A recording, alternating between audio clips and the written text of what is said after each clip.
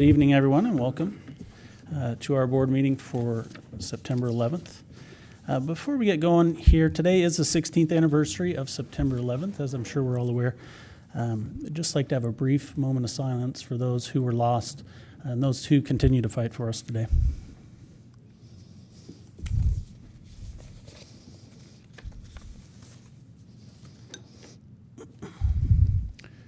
Thank you. Would the gentlemen please remove their hats and everyone please stand for the Pledge of Allegiance?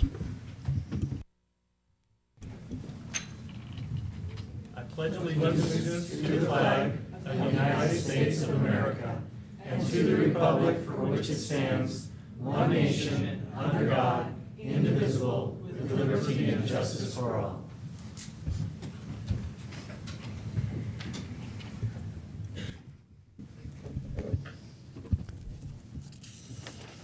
Okay, again, good evening and welcome to Coeur d'Alene School District School Board meeting for September 11th, 2017. Before we get going, I'd just like to introduce our participants for tonight's evening. Excuse me. Starting at my far right is Mr. Chris Shipley, our Director of Finance and Operations, Ms. Lynn Town, Clerk of the Board, and Dr. Stan Olson, Superintendent. To my immediate left is Ms. Lisa May, Board Member, Ms. Tambra Pickford, Board Member, and Mr. Dave Eubanks, Board Member. My name is Casey Morserow, and I am the Chair, and will be conducting tonight's meeting. Public comment on district-related items is scheduled near the start of this meeting. Please sign in on the sheet provided at the entrance door. Because of the diversity of issues, members of this board will not respond to public comment made during tonight's meeting. Instead, issues may be recorded and referred to the proper staff person for follow-up. Comments may also be submitted to the board in writing through the clerk.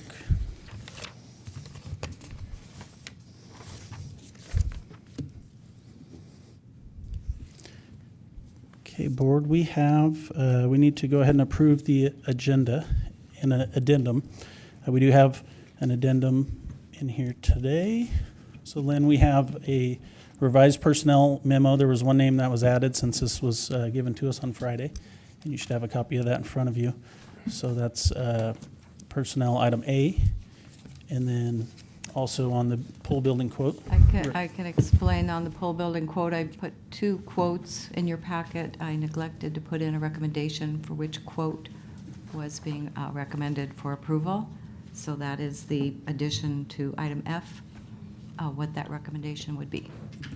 Okay, thank you, Ms. Town.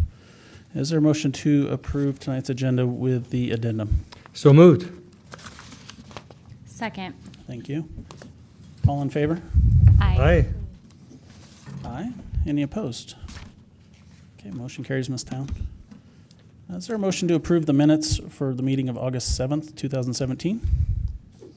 So moved. Second. Thank you. All in favor? Aye. Aye. Any opposed? Motion carries. Okay, for our board recognition, I'm going to come around front here real quick. Is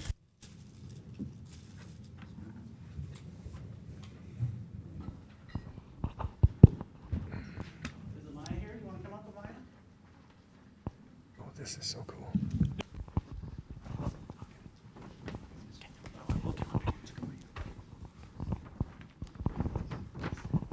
Okay, I'm pleased to introduce Amaya Van Hill, a second grader at Hayden Meadows Elementary. The Board of Trustees has invited Amaya here this evening to thank her for her very successful and positive project this summer. Amaya heard about families in our community who have had difficulty covering the cost of school lunches, and so she decided to do something about it. With help from her family, she set up a lemonade stand, which she named Lemonade for Lunch, and she raised $532.67 to help pay down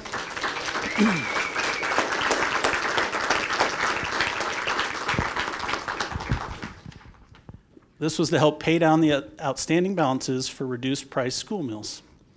Amaya's fundraising efforts eliminated the shortfall at Hayden Meadows left over from last school year. In fact, she raised so much money, her donations also helped cover the reduced price lunch shortfalls at Dalton and Ramsey Elementary. Her actions are a reminder to us that anyone, no matter their age, can make a difference in their community. and serve as an inspiration to others.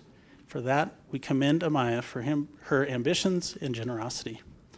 I'm pleased to present Amaya with the first ever Giving Tray Award.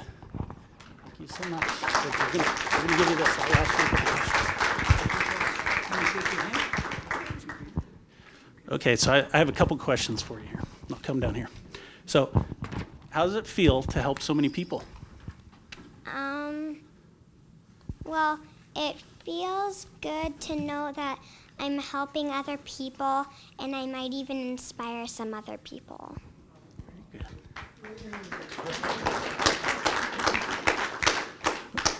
And what did you learn from doing this project?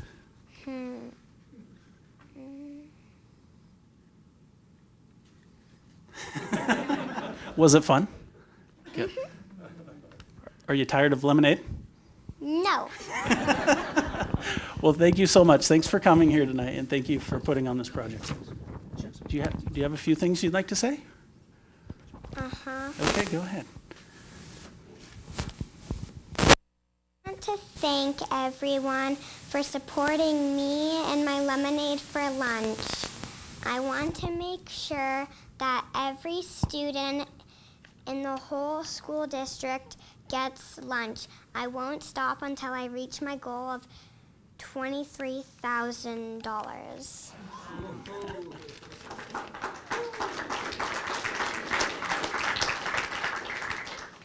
I just want to share a little comment of this girl named Rachel Rose, and she gave me $10 for my lemonade stand on my GoFundMe page. This is what she wrote. I got free lunch all growing up. Often it was the best meal of the day. Apple Crisp Day was the best. Glad to give back.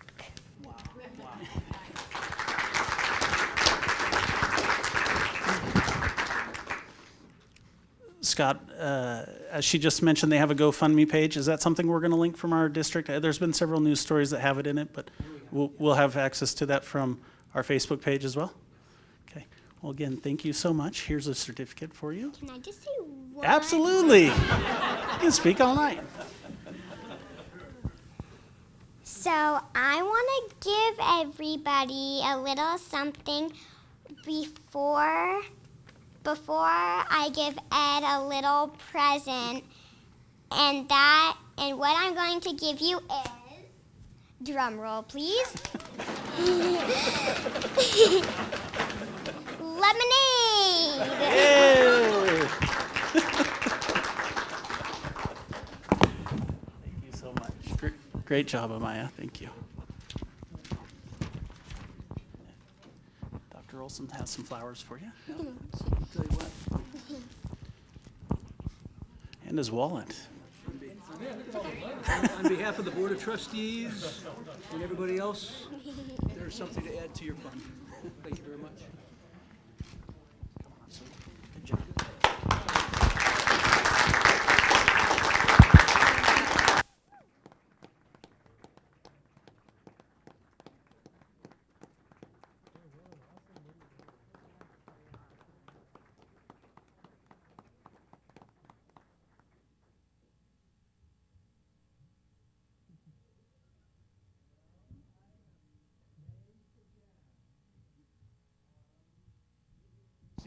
Another donation. We just received another donation from Amaya, so that is awesome. So we're pretty excited about that. And thank you so much for all you do, not just for the kids, but for everybody in the community. Oh, thank you.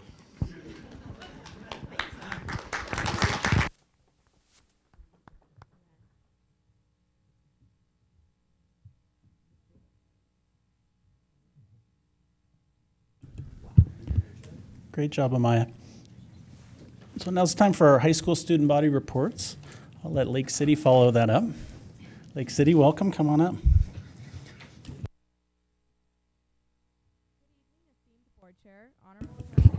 Is your light on? I'm sorry to interrupt. Is your light on your mic? No problem. It's the first time this year you guys have been here. So. Okay, good evening, esteemed board chair, honorable trustees, Superintendent Olson, and district administration. My name is Val Lago Sosa, and I am the ASB president at Lake City High School. Also with me tonight are ASB treasurer Peyton Barber, ASB secretary Taylor Pickford, and ASB vice president Kira Simpson. We are hitting the ground running this year at Lake City. We had our freshman barbecue, orientation, and open house on Wednesday, August 30th, which was very successful. Our freshman class is huge, and we have some great programs in place to get them involved this year, so we are looking forward to implementing those throughout the year. Our student council has also had our annual summer retreat 2 weeks before school started to come together as a team and start planning homecoming. In addition, Lake City is working hard to give our students a running start into their post-secondary education. Seniors enrolled in college prep classes will be going through the application process soon, as well as going on 2 campus visits this fall. Counselors are also very busy getting hundreds of students registered for dual credit classes in a wide variety of subjects, including science, English, math, speech, and history. Homecoming is also right around the corner. Our Homecoming Spirit Week begins next Monday, September 18th. Our parade will be downtown on Sherman on Friday, September 22nd, starting at 4 p.m. This year, our Grand Marshals for Homecoming will be our counseling team. They are such an important part of our school climate, and we wanted to honor their hard work that they do every day. The homecoming game and crowning of royalty will be September 22nd at 7 p.m. Our homecoming dance will be on Saturday, September 23rd at also 7 p.m. We would like to invite the school board community to attend the parade and game. We are looking forward to showing our school pride in beating East Valley. We have a lot of big things coming up this fall, including community service projects, more college preparation, in addition to school spirit events and supporting our fall sports teams. We'll keep you posted throughout the year. Thank you for the opportunity to come to speak with you guys tonight, and we will see you again next month.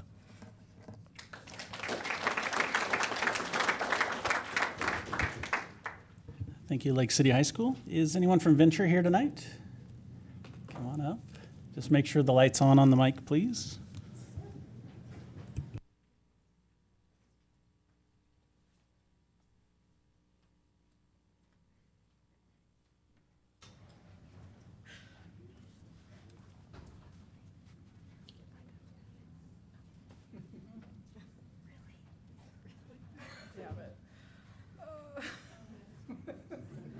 We apologize. It's our first night here. No problem, no problem. Okay, you're how you doing? Lake City was holding it, I see.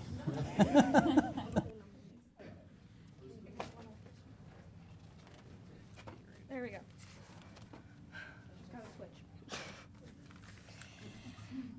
Good afternoon. I am Megan from Venture High School. This is Alex, Alicia, and Brooke. We are going to be talking about the Venture High School Graphic Communication Program for 2017-2018.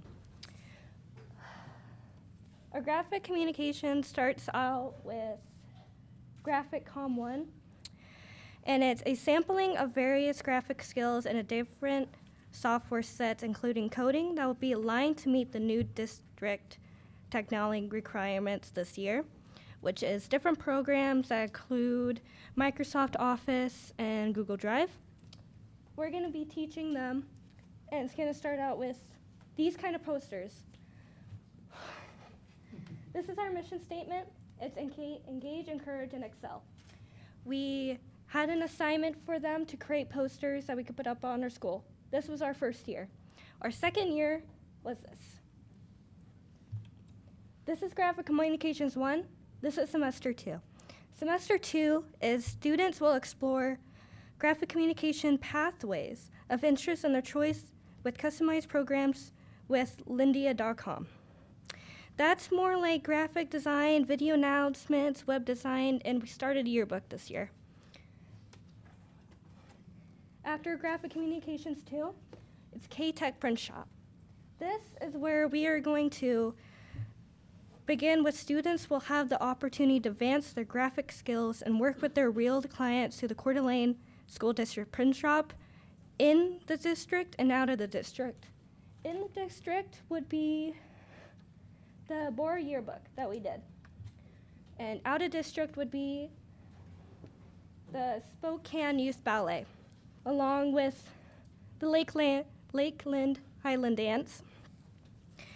And students will also have the advantage of signing up for the communication graphic class with K-Tech and work on a 5-day-a-week schedule as opposed to the 4-day-a-week.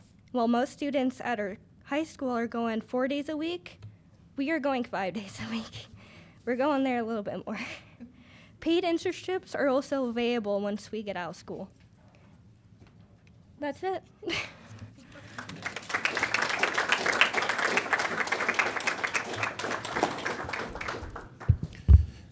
Thank you, Venture, for coming here tonight. That's a great program. So you guys do projects both in district and out of district, is that correct? And so they can contact your class advisor if someone wants some information on that, is that correct? Okay. Can I ask a quick question? Go right ahead. Would it be safe to assume that Lena Cooley has a hand in this? Oh, yes. Oh, yes. Okay, I can tell. You're very lucky. Okay, Coeur d'Alene High School, come on up. Welcome. And just make sure the light's on, please.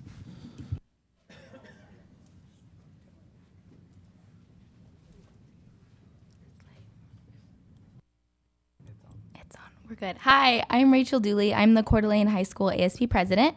Unfortunately, our other ASB officers couldn't make it tonight, but this is my classmate, Hart. He's pretty cool. Don't say that. Don't give them lies. Anyway, what's been going on at our school is we started off the year with freshman orientation, and we had a barbecue for the freshmen. Student council handed out free T-shirts and water bottles during that, and our goal with that is so we gave everyone a T-shirt so that no one has an excuse to not wear blue on our spirit days, and everyone can feel involved. And along with that, every Friday, we started this last Friday, and we have Viking Blue Fridays, where all of the students and staff are encouraged to wear Viking blue. And that's just to increase school spirit. And it went really well, actually, our first Friday, so it can only get better from here. Other than that, we had Senior Start today, which is an annual tradition where all the seniors go out into the football field and they just kind of play games and have a good time. So that was awesome. I had to scrub the paint off of me before I got here, so. Yeah, otherwise we're just planning for homecoming. That's a really busy time at our school, so we're getting ready for that. And student council is working hard to make it a really fun year for everyone.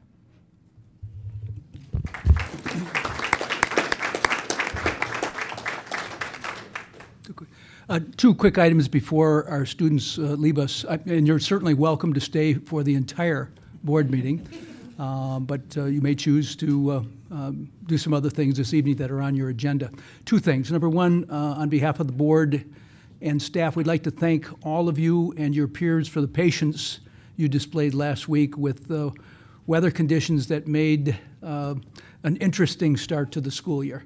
I was extraordinarily impressed and pleased with the calm, the reserve, and the approach all students basically displayed in our high schools, our middle schools, and our elementary schools, but particularly the high schools.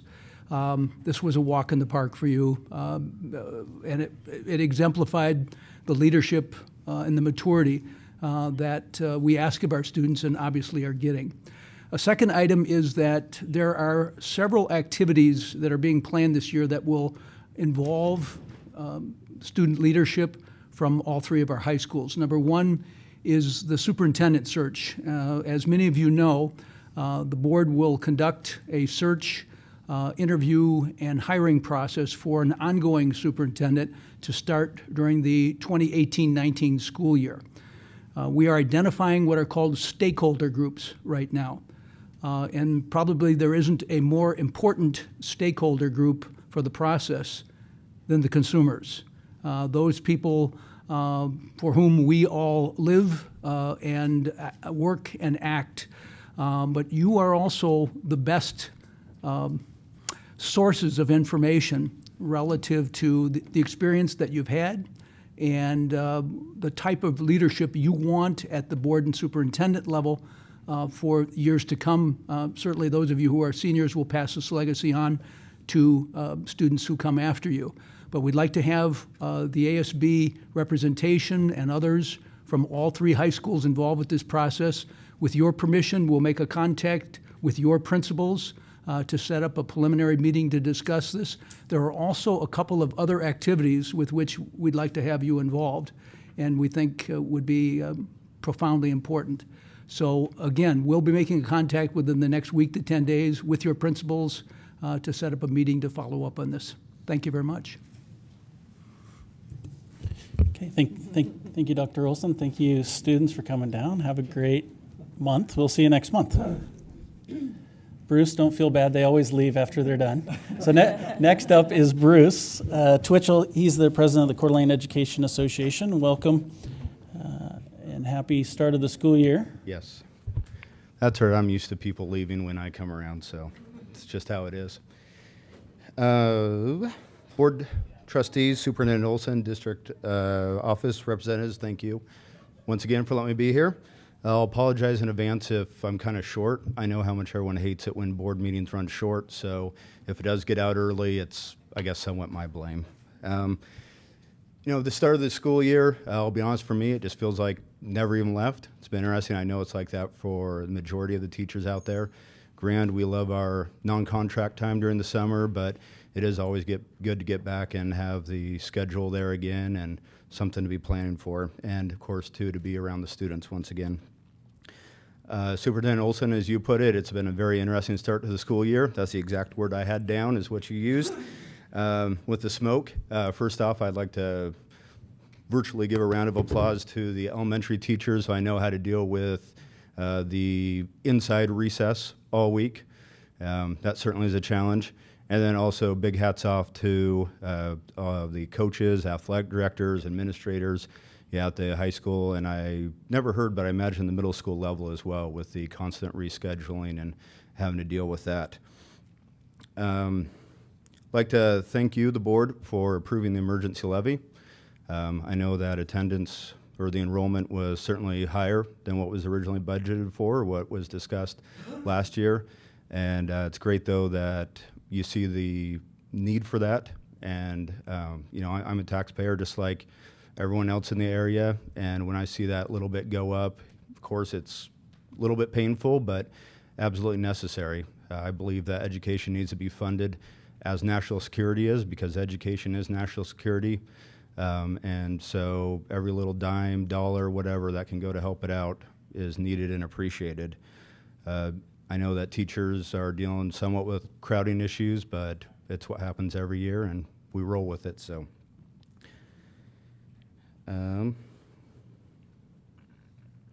I guess in closing, the association just looks forward to continuing working with the board and the district and all the matters that are needed, and hopefully the year will keep on going smooth as it has. So thank you.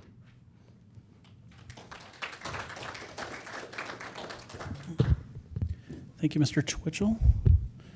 Okay, so now it's time for public comment. Before public comment, just an announcement here. I want to remind the public that while this is a meeting of the Board of Trustees that takes place in public, it is not a meeting with the public. It is a meeting of the board to conduct district business.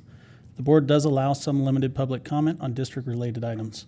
Those wishing to address the board during the public comment period are limited to one comment not to exceed 3 minutes. If you have additional comments that you would like to present to the board, you may provide those comments in writing through the clerk of the board, Ms. Lynn Town. Ms. Town will ensure that the board receives your additional commentary. Please keep in mind that board members will not be responding this evening. If I have determined that an individual statement is too lengthy, personally directed, abusive, or repetitive, I may terminate your privilege to address the board. Okay, first up, Jeremy Morris. Welcome, Mr. Morris. Same instructions for public comment for the students. Just make sure the light's on, please, at the mic. Thank you. First off, is Mr. Lyons here? I don't think I've ever met Mr. Lyons, the attorney for the school district. Where's Mr. Lyons? Hi, Mr. Lyons. I don't think we've met. I'm actually also an attorney, so just trying to familiarize myself with different people. I actually had a conversation with Mr. Lyons just a couple of days ago. And of course, Mr. Lyons is aware of that conversation. It involved two former board members. Obviously, we're not going to use a name, right?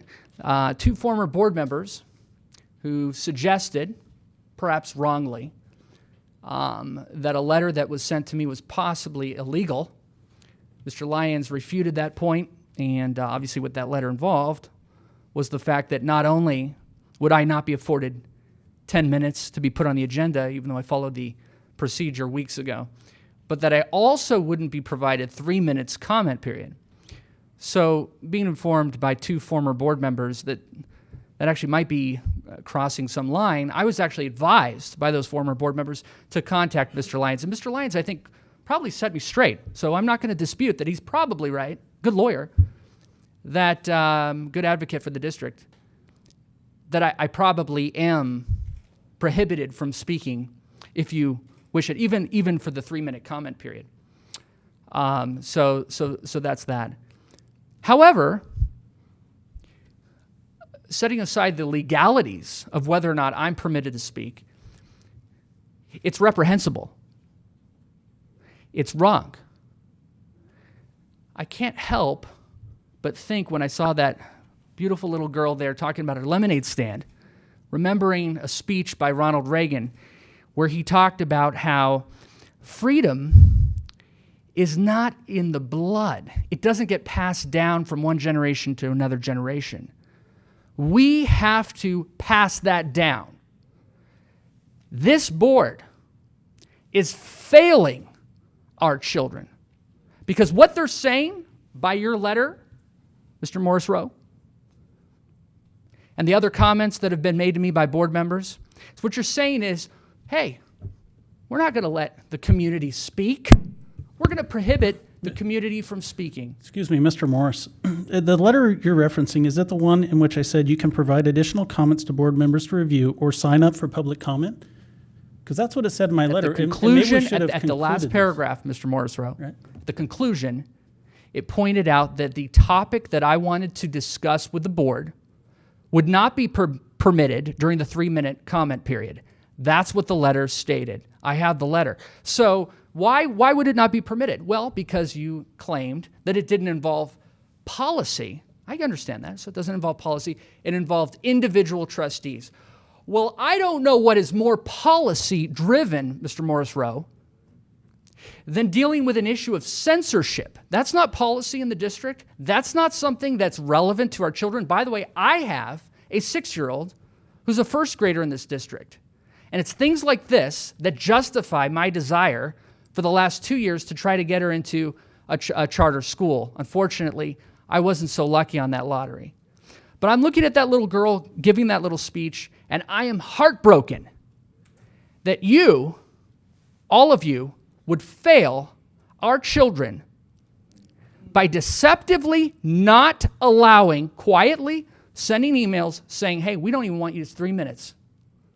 So I'm going to speak, and if it's civil Time's up, Mr. disobedience, Morris. so be it. We all know about sitting at lunch counters. Well, that's revered today. That's respected. People say that was good civil disobedience because what was said was wrong. Your time's up, Mr. So that's Morris. what I'm doing.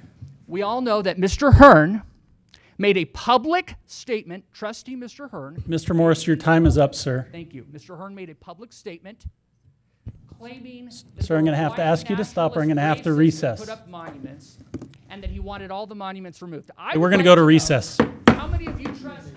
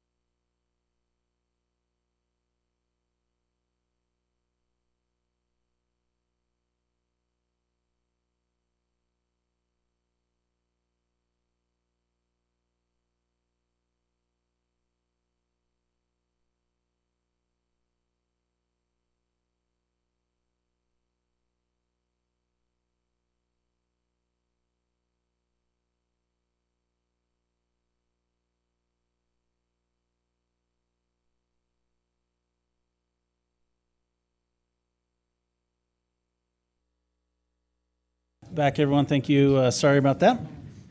We're going to continue on with public comment. Next up is Mr. Steve Casey. Welcome, Mr. Casey. I withdraw my. Okay. Sorry. No problem. Mr. Casey is going to sit out. Russ McLean. Good evening, sir. Welcome. Just ask to make sure the mic's on there, little red light. Yeah, it's on. The kids in Post Falls are required to take the military ASVAB as a graduation requirement for no other reason than a skills test to put a placement. I would like to see Coeur d'Alene do that as well, because, you know, maybe we can just steer them right into NIC to go be a carpenter or one of their professional technicals. I think it'd be a bright idea. In the summertime, though, I'm going to tell you, I bumped into a whole flock of young recruits for the Navy, most of which were from Coeur d'Alene High School, and they were all offered the nuclear program, which is a tough program to be accepted into. So, you know, whether you're card carriers or not, you're doing all right. Okay? So, but anyway, I'd like you to entertain that thought. I'd like to see those classes at NIC succeed. I think they're a terrific program, and if we can start helping the kids get there right out of high school, I think it'd be good. And that's it. Good night. Thank you, Mr. McLean. I saw some head nodding along there in the audience and up front, so thank you for your comments. Okay. So we're going to move on to superintendent report. Dr. Olson. Sorry, I got ahead of myself and I crossed it out already, but I caught myself. So you're up, Dr. Olson. Just a very, very brief report. An excellent start to the first week of school last week. Despite very unwieldy atmospheric conditions, a tremendous effort on the part of staff and students to start well, create great learning environments from day one, from minute one, in all of our buildings, and make for a very, very, very smooth setting. We also are appreciative of our students who showed patience with the loss of their athletic activities and their practices and all of the outdoor events that were scheduled at that particular stage. Some of them were postponed, some of them were lost along the way. But not a peep did we hear from our kind, giving student body, our parent body, and our staff. It was a great start to the school year, and an exceptional way to begin 2017-18. We want to remind people, and I think Chairman Morris Rowe is going to talk about the superintendent search, so I'm going to withhold statements, but want to remind individuals that this is an activity that's coming up, that it needs to be on your calendars, and that we need to have deep engagement. And as I said, our board chair will speak a little bit more about that. A third item is on the 20th of this month, we will be sponsoring what we call a data summit. This is a concept that brings together the internal and external publics of the district, the staff of the district and leadership, at actually a board meeting to discuss, after presentation, major performance indicators of the district. We're going to talk about what the district has looked like over the last 10 years, what changes have taken place in the district, and then focus in on performance assessments both for last year and a series of pattern years for the district that basically talk about the things that we're doing quite well and the things that remain challenges for the Coeur d'Alene schools, and to draw some conclusions collectively about our work ahead of us, the work that will be deployed this year, and for the handoff to the incoming superintendent for 2018-19 and for years to come after that. We would like to have anyone in the public who may be watching this meeting and would be interested in participating to make a contact with the district so we can get your name on a roster or a list. And when we finalize our preparatory work, which will take place this week, we can send an invitation and a basic schedule of what will take place. This will be an all-day meeting on the 20th at this location unless the turnout prevents that, and then we'll go to Safeco or some appropriate place. But it's a real opportunity for us to engage in learning about the district, learning about our work in the district, not only the work that has been done and is going on now, but our work to come. And we invite everyone to be part of that. I also don't believe that we'll get all of it done in one meeting. There's a lot to cover there, and we want to do it well, and we want to do it inclusively.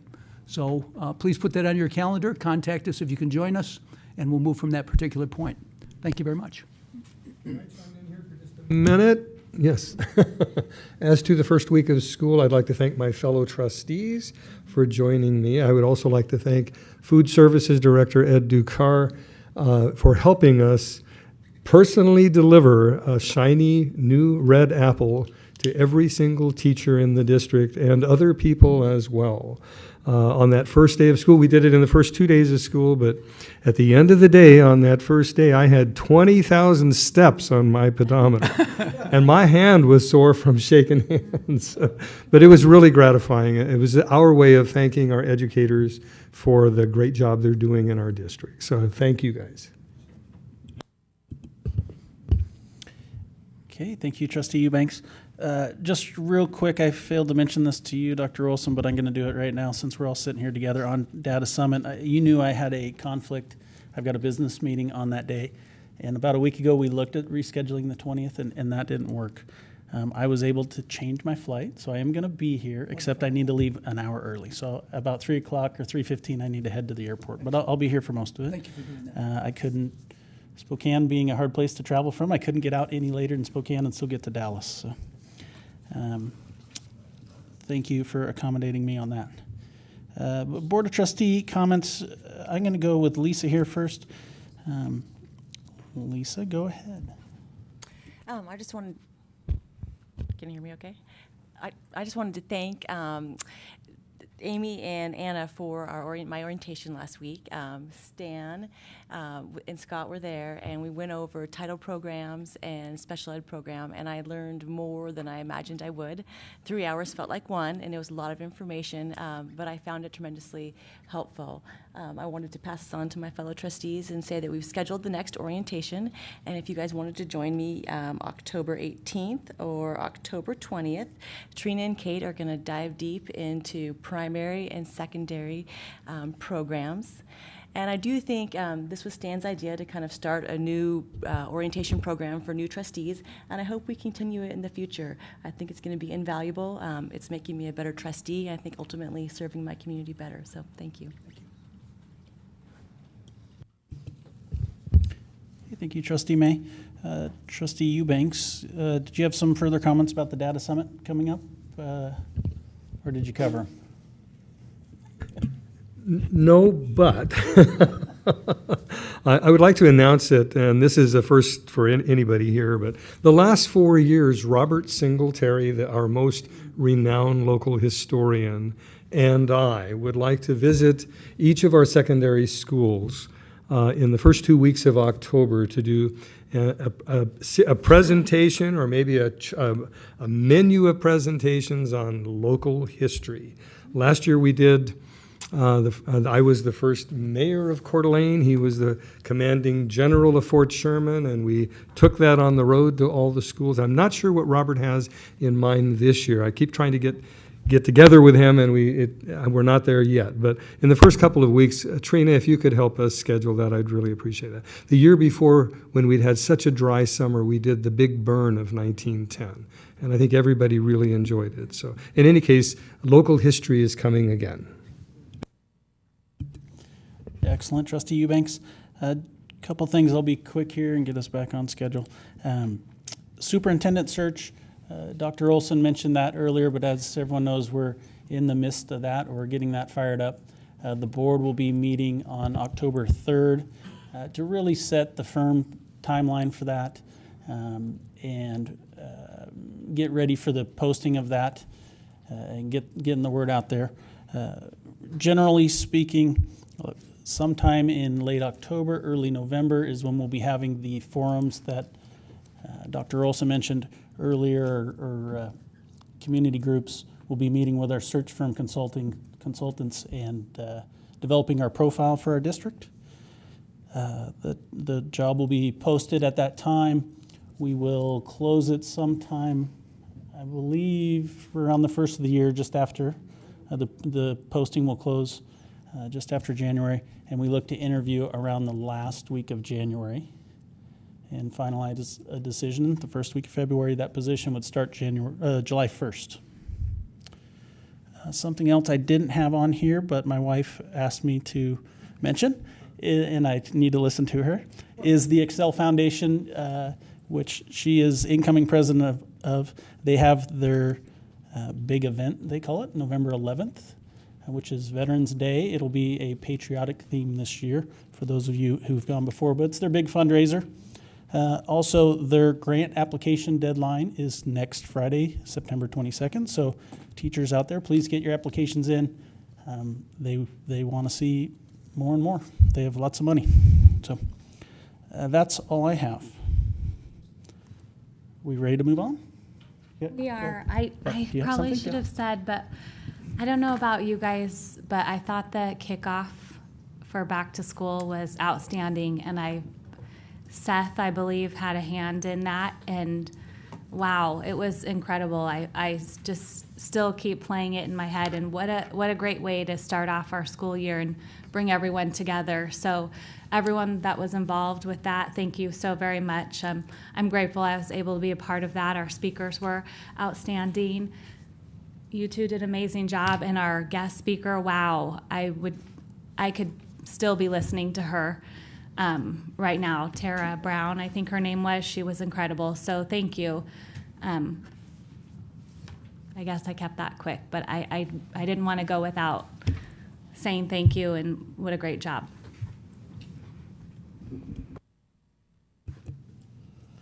Okay, so we're on to consent agenda. I do have a question for clarification. Do you want us to make a motion first, and then I'll ask my question? Or do you want? Yes.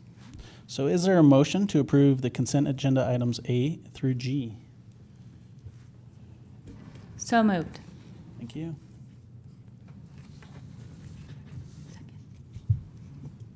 Second.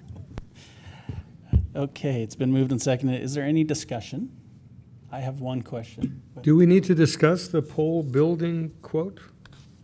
Well, that was going to be just a question I had on that one. And this would probably be for Mr. Martin. But on the informational summary, the funds are coming out of maintenance general fund? Okay. I thought we had that in the bond, just since we were tearing down that book. This is a replacement of the book barn, right? We don't leave that money in the bond. Okay. That's very generous of you. Okay. Dave, did you have a question on that? Nope. Okay. So it's been moved and seconded. If there's no further discussion, all in favor? Aye. Aye. Aye. Any opposed? Motion carries. Okay, we're cruising along. We're like 1 minute behind.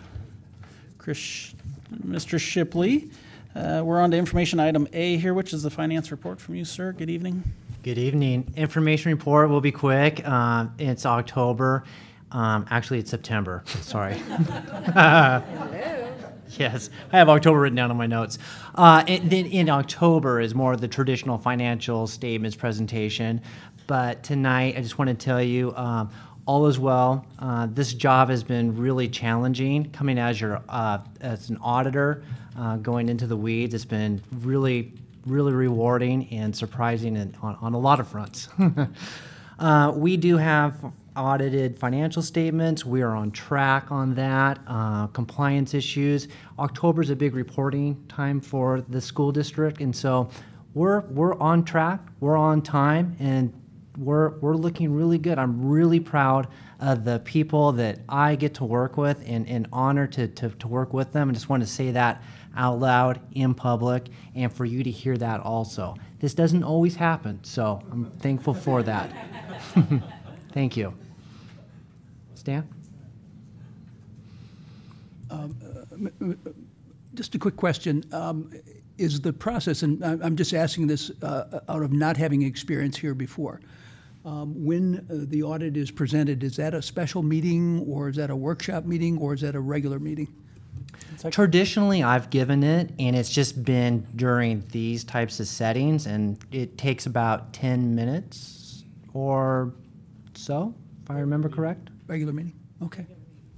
Okay, thank you. Yeah, I think we usually give 10-ish minutes for presentation, and maybe 10 minutes for kind of questions and follow-up. Okay, all right, thank you. So we'll be scheduling that next month, the audit report. I believe that the I believe that the audit will be I believe the audit will be completed in October. Then so we should have that presented either in October or November. Okay, and you got a sneak peek on the reserve balance, and it came in on budget or close to budget, or it's as planned. Okay. Always good. Okay. Okie dokie. Item B. Not deleting stress. Oh, there you are. Hi, Kelly. Is our leadership award premiums. You have a little information for us on that? Yep. Chair Morris Rowe, Superintendent Olson, members of the board, administrators. I was asked to give you some background on the leadership awards. These started back with the 14-15 school year. At that time, we had a committee meet of 9 teachers and 9 administrators. We sat and we presented a draft, made minor changes to that, and went forth. We had another meeting to look at the refinement that we made at the first meeting. And then in 15-16, we got the same committee together, really didn't make any changes to the leadership awards. And you have those in your packets, I understand. So just made minor changes to that. We did have some carryover from the first year. So the second year, we got to add a couple awards in there that were, we sent them to the building principals to say, use at your discretion for staff who are going above and beyond. So that was well received. In 16-17, we had the same committee members, but we didn't have a physical meeting. We did an electronic meeting. And we had 2 of those to just, again, look at what we've been doing, getting comments back. Really, there were no negative comments. I think that the leadership boards have been very positive. Rewarded people for spending those extra times in meetings, evening meetings, extra work that we used to do on a volunteer basis, and some of them. So it was nice to be able to reward these people. And this year, we did the same thing. We did an electronic meeting. We had no carryover this year, so we have refined it through the years to get kind of spending exactly what we're getting from the state. So we did have to remove those 3 building principal discretionary stipends because we funded those with carryovers from the prior years. It did go out an electronic meeting on August 10th, and I asked for feedback by September 1st. Got a couple comments, but again, nothing negative, so we wanted to move ahead and with what you have in your packet for this year. Okay, and this is state allocated money that's specified for this purpose. Is that correct? But correct. Okay. We get $850 per FTE. Okay. And then the local district creates the plan for how they're going to distribute those funds? Right. You have a committee with teachers and administrators that put it together. And you can't negotiate. Yeah, I was going to say, but you can't give $850 to everybody. I mean, there's rules. 900 is the minimum actually this year and last year. To prevent that, basically, right? Right. Because some districts did that, not us, but others. Okay. Any other We've questions? been very intentional, I think, with where we pay it out and the expectations. I just had a quick question on the curriculum assessment work. What does that pay for? Mike Nelson can maybe answer that best. I figured he probably could. I could guess, but he'll be more specific. Trustee May, Chair Morris Rowe, Superintendent Olson, and members of the board. That is for our ongoing work of rewriting curricula, choosing instructional materials, the work that we always are presenting you annually, usually around May or June. It starts with our new curriculum adoptions, and then it goes through the curriculum and revision cycle.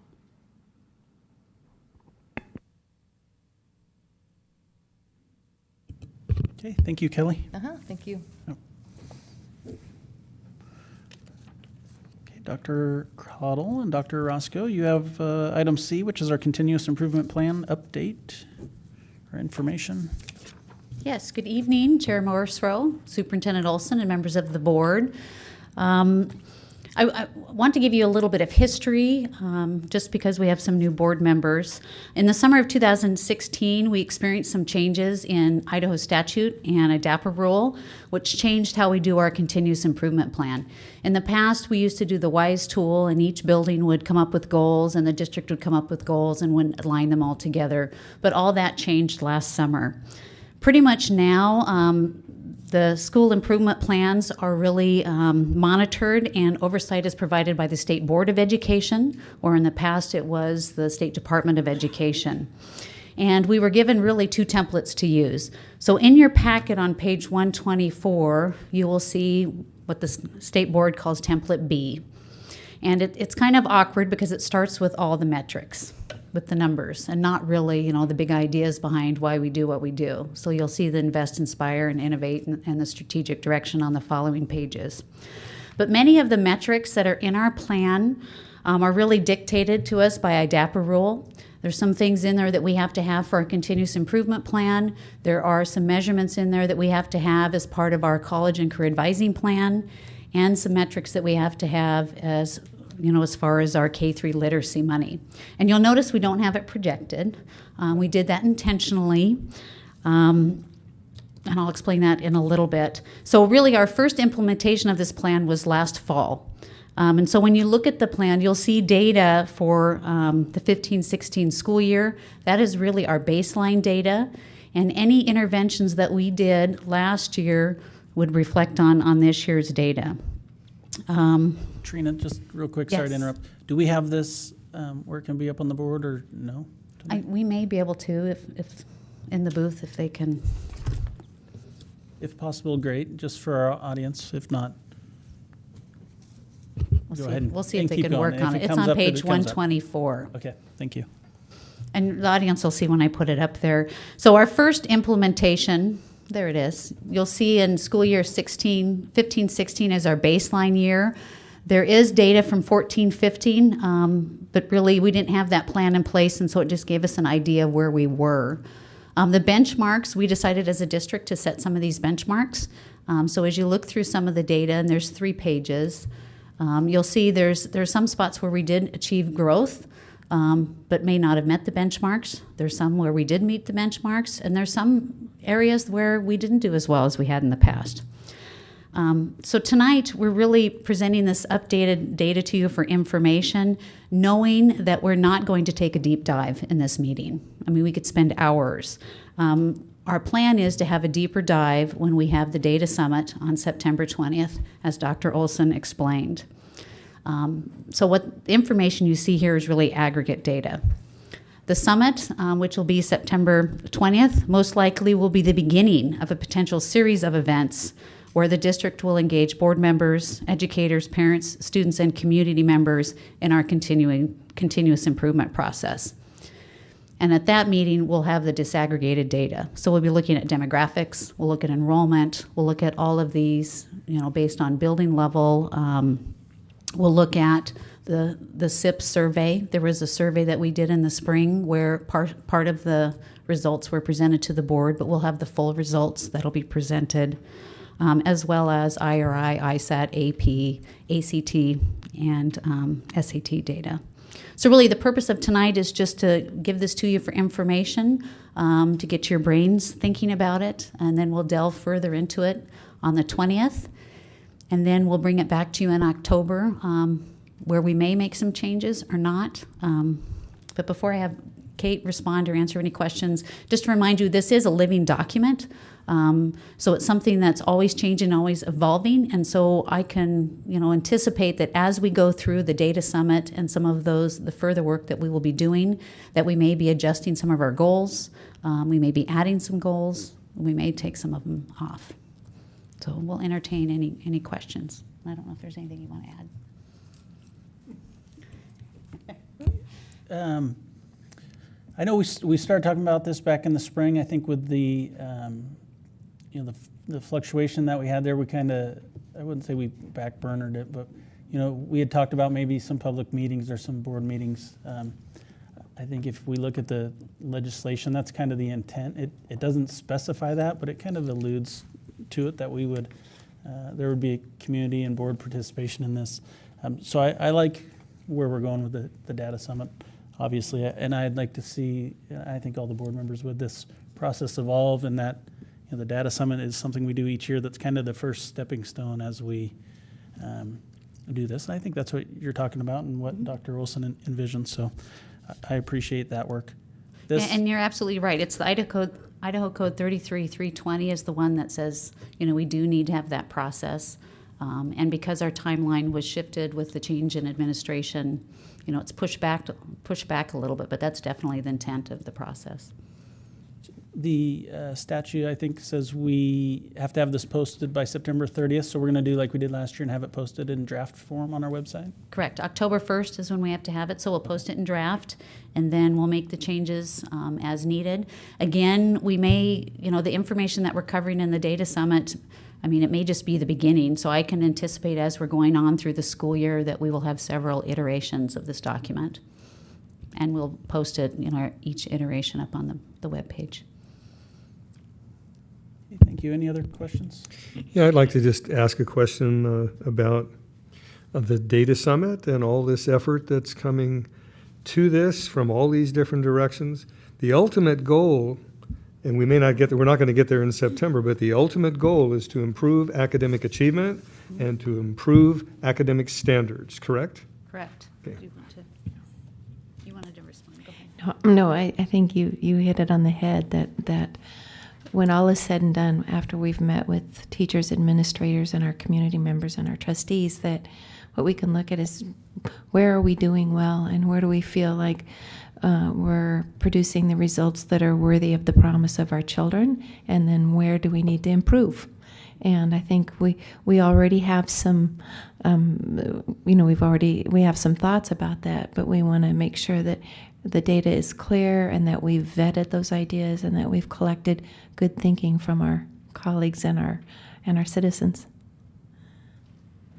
If we figure this out, I think we could market it over the whole country. Write a book and retire. Yeah, let's make some money for the district, okay? Great idea. You tell that to Stan. Kate, I had a quick question. Yeah. And I know Mike's provided it in the past at State District, but can we have some data to go with this data that kind of puts it in perspective, how some of our neighbors are doing, southern school districts, just so we can put it all in context? You bet. And we have an expert who knows how to do that well. The other thing, too, is I think there may be, the group may decide that we want to triangulate some of the data that we're seeing here and the help that we're getting from the University of Idaho with the Opening Books, Opening Doors grant, and Dr. Vaughn and her work that she's doing with some of our teachers to learn how to better assess our children so that we'll know, you've heard me complain loudly about the old IRI. Well, we'll have some data that will support a much more accurate picture about how we're doing and how that new IRI will stack up as well. I had one last quick question or comment. After looking at this, it looked like it appears third grade maybe is something to look at. Since I have a third grader, it kind of stuck with me a little bit. But they're also our first class in the district, and Mike can correct me if I'm wrong, that started with the new increased academic standards, also known as Common Core. Maybe we could talk about that a little bit or look into it, because I find it curious that there are first true where we'd expect maybe to see outcomes that are a little bit different. And what is it? But I'm glad you brought that up. Yeah, I went out immediately and started having some conversations about our third graders and why. We think our third grade class is an exceptional class, so we're wondering what's going on. And we have some ideas about that and some assumptions that maybe aren't tested yet, but it'll be a good discussion to have at the Data Summit, and I think some of it will be reassuring to our parents. Yeah, thank you. Yeah. Thank you, ladies. Dr. Nelson, You're up next, sir, with item D, Ad hoc Literature Committee applications. Absolutely, Chair Morris-Rose, Superintendent Olson, and members of the board. It is that time again that we start taking a look at our literature that we offer throughout the committee, or throughout the school year. We pride ourselves in making sure that our literature is based not only on standard and meeting those academic expectations that we have for our students, but also that they are relevant to our community's needs and desires. Every year you have actually established an ad hoc community advisory panel that looks at our literature in both middle school and in high school. In the past year, we've lost a couple of people who are not able to continue. So my job would be to ask you that I would like to put that application out to our public, try to fill those positions a little bit more, and also provide us a little bit more breadth. At times the people were not able to attend the meetings and we were pretty close to not meeting quorum. So to be able to get a little bit of extra emphasis in there and to provide a good breadth of experience for our community, I present that application to you tonight with the request that it will be allowed to send out to our community. I would expect that we would be able to have names for you within the next month. Okay. Thank you. The good work continues.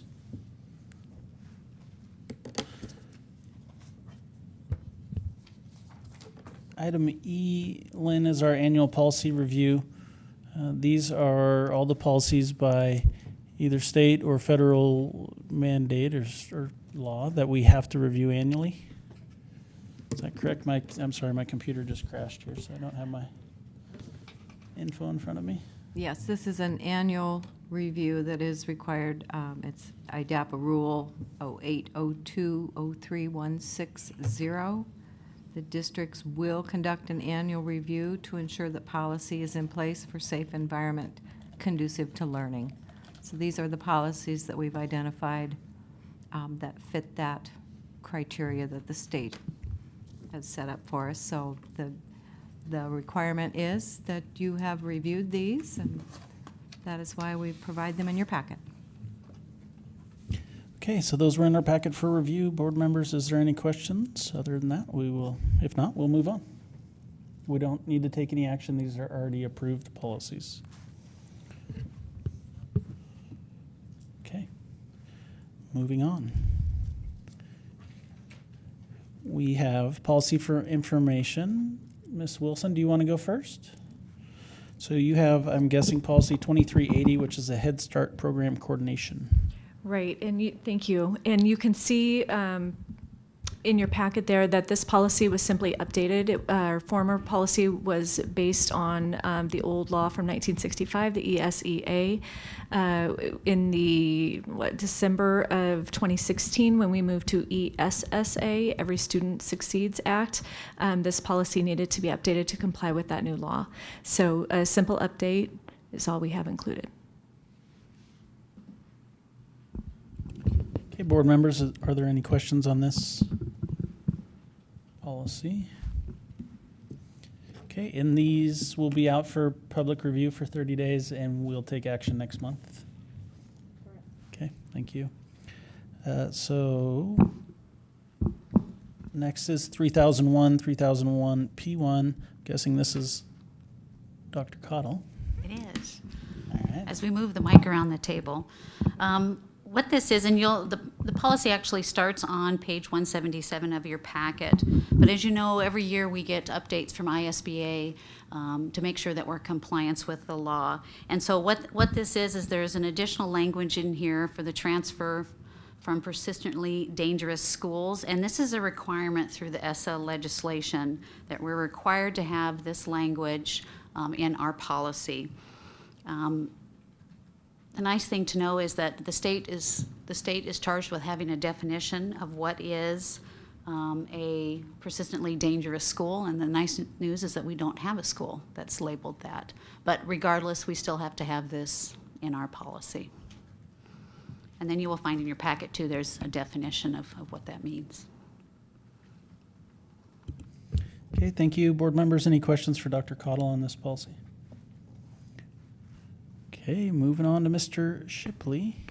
7407 is public procurement of goods and services. I think there was a code change there. This was simply, they just changed some of the numbers for the bidding requirements, 0 to 50,000, no bid was required.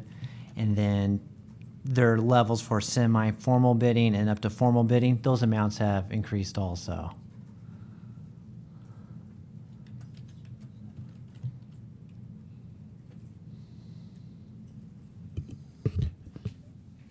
Okay, Mr. Shipley with this, so this is a change in requirement of when we would have to submit or go out with competitive bidding. Correct. Our district policy, there's a threshold of when it needs to come to board approval. There's different exceptions for that. Katie's probably more We're not, familiar with it. we're not making changes on that, is that correct? Correct.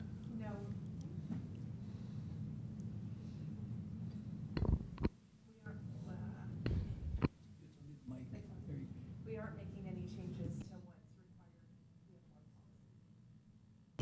We're not making any changes to board policy as far as when it needs to come to the board. Okay. I helped you out with your bum mic there. Okay, board members, are there any questions on 7407 for Mr. Shipley? Okay. That was good tonight. Okay, we're on to action items, and we have item G is the long-range planning committee list. And I think Mr. Casey, who's sitting back in the back there, has been working hard with his group to round up some new folks, and it looks to me like they did a pretty outstanding job of quantity and quality. Yeah, and go ahead, Trustee May. Yes, Steve's done a wonderful job getting his membership committee up and running this summer, and we only need 2 more positions. Brian is not represented, either is NEXA, Northwest Expeditionary Academy. So if you know anybody, any parents, community members that would like to serve, and we try to get representation from all areas of the community. So, and actually I think Venture was the other one, and we've never had a Venture represented, and it would be nice this year. So we're able to take 2 more members if anybody wants to submit an application. And we'll hold our first meeting next month, the 3rd Monday in October. I'll reach out to them and Christine. Yeah, that'd be great. So I'm guessing we need a motion here to approve the committee as submitted. So moved. I'll second. Okay, it's been moved and seconded. Is there any discussion? All in favor? Aye. Aye. Any opposed? Motion carries, Ms. Town. Okay. Oh, Kelly, that's why you had to stick around late tonight. So item H for action is a request for support for an ISBA resolution. This came from West Ada. Trustees, as you might recall, we discussed some resolutions last month. I'm assuming this one's already been approved by West Ada, and we will see it in convention. I guess they're probably rounding up support for that ahead of time. Okay. Want to give us a little background on it, Kelly? You bet. Chair Morris Rowe, Superintendent Olson, members of the board, administrators. Yeah, you're right. Chair Morris Rowe, Dave Roberts asked that he'd like to have a couple larger districts and northern districts to show support too. I read through it. I feel like I could support it. Basically, what we're saying is if we have a teacher or a certificated staff member on an alternate route of certification, so we've applied with the state. They aren't certified yet, but they're getting there, and they're normally in 3 years. That's what we're talking about. So I guess down south, they've had some people who didn't complete the requirements within 3 years. And per Idaho code, if you meet the requirements, after 3 years, you get a renewable contract, which gives you property rights. So Dave is asking that if someone is still on the alternate route program, they would not get a renewable contract, but they would still remain on an annual contract until they were fully certified. I did talk to Dave. I thought it makes sense. We haven't really had that scenario. Ours have finished up in 1 or 2 years, but I guess he's had several that have not.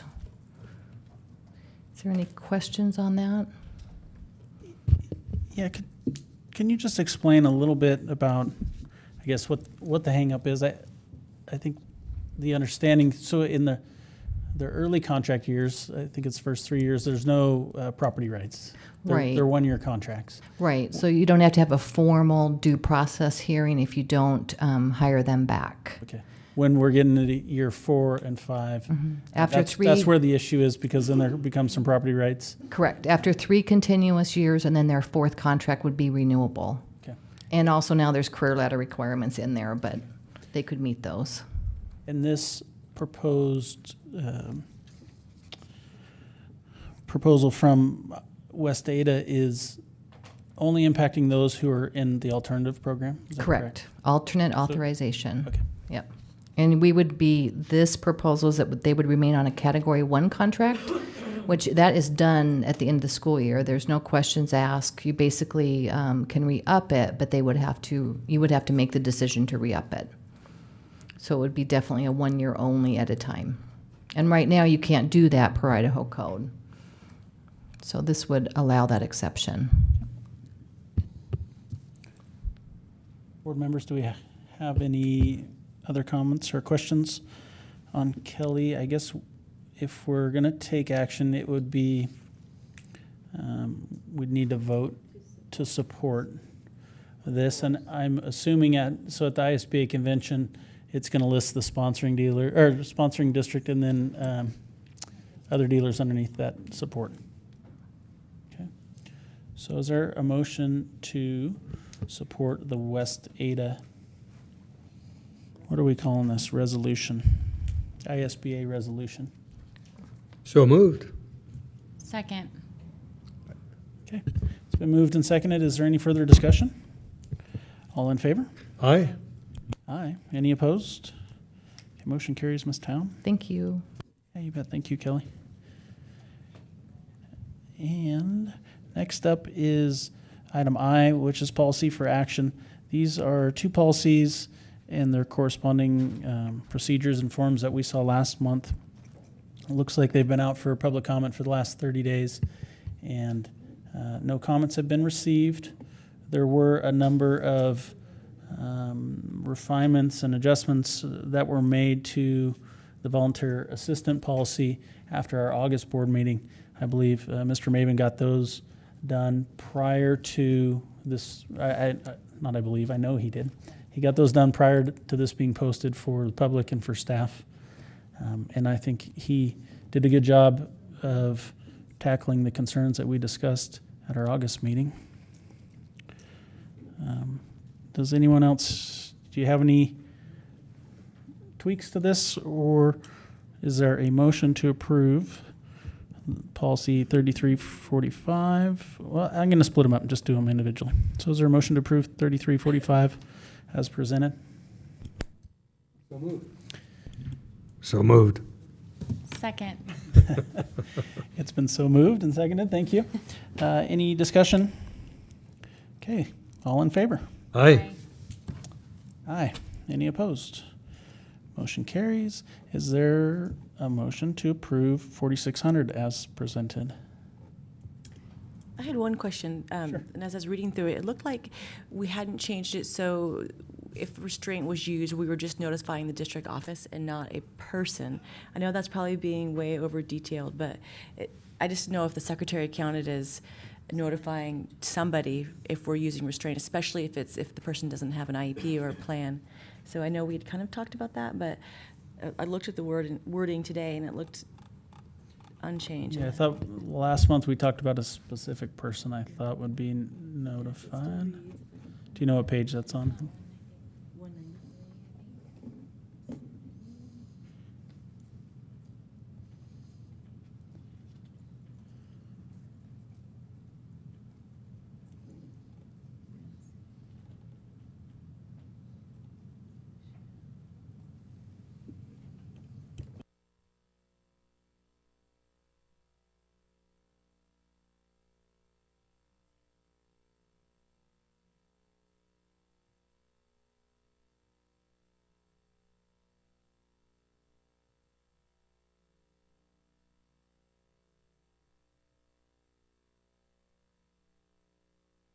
So I just know if we could, if it's possible to say somebody other than the district office? I think the next, so it says district office of the event providing the elementary, secondary directors and the superintendent with a copy of the report of the events.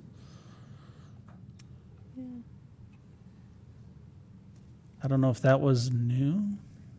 That part seemed new to me, the report piece, but the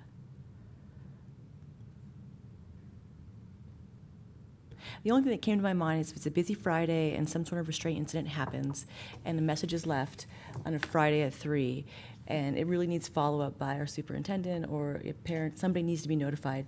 That's the situation where we could potentially miss something, so.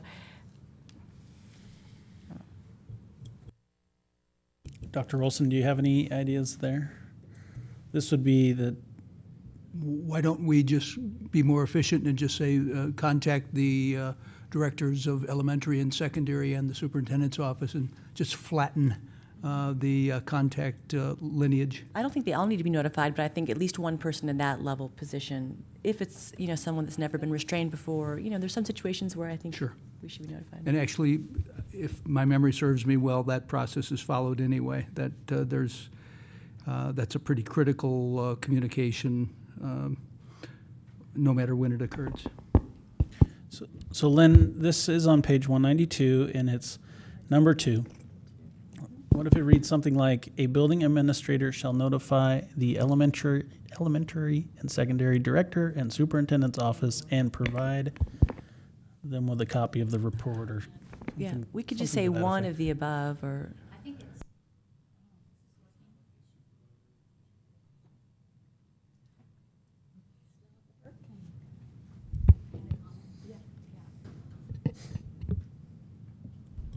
I think it would be helpful if they notified all 3 of us, because there are times where one of us is away at a meeting or 2 of us are, and I think it's helpful then we can, because usually if Kate is gone, then I will cover for her and vice versa.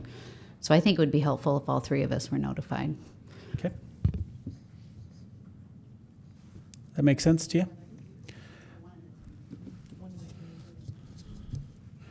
So if there's nothing further, then our motion would be to approve 4600 as amended. Yeah, new motion. Okay. As revised or as amended. So is there a motion to approve 4600 as revised? So moved. Wait, 4600, no, we're back on 33. Oh. Didn't we already approve that? We did, now we need to revise that. Eh. We hadn't approved it, we only did the volunteer position, I think. No, we did it the other way. Did it together? 3345. Oh, we did. Okay, so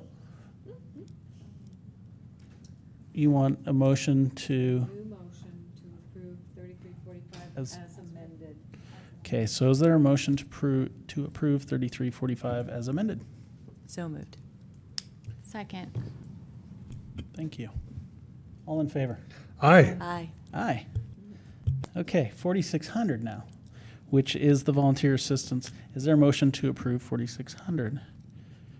4600P and 4600F? So moved.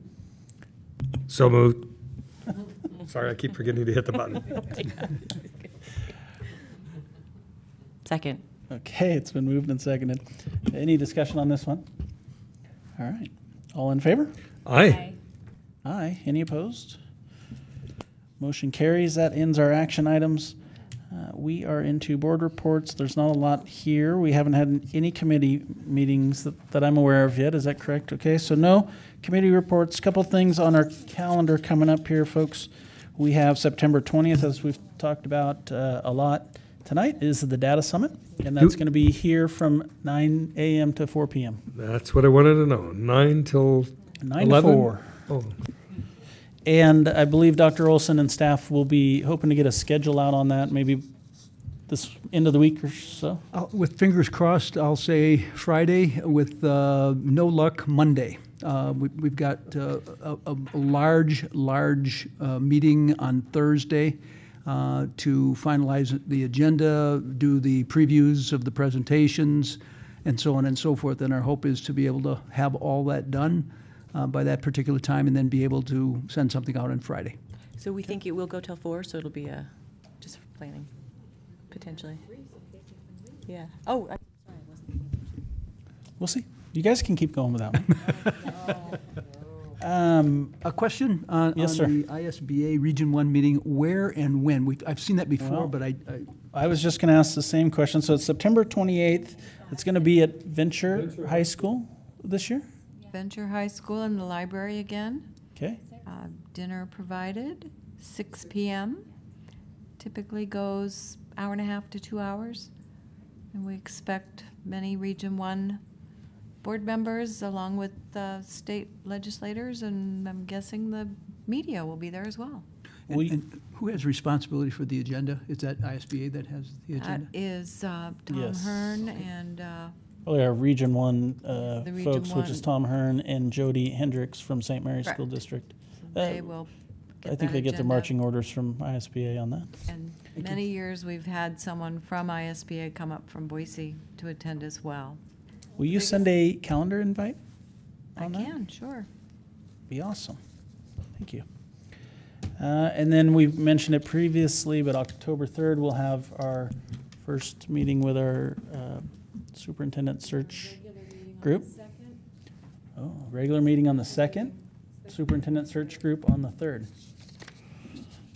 So it's busy a couple of weeks there. Are we just about done? We are done unless you have something else to add. I have something else to add. I want to commend you and everyone here. This is record time for a school board meeting. I mean, I think it's like in the last 100 years. So great job, Casey, okay? And with that said, meeting adjourned.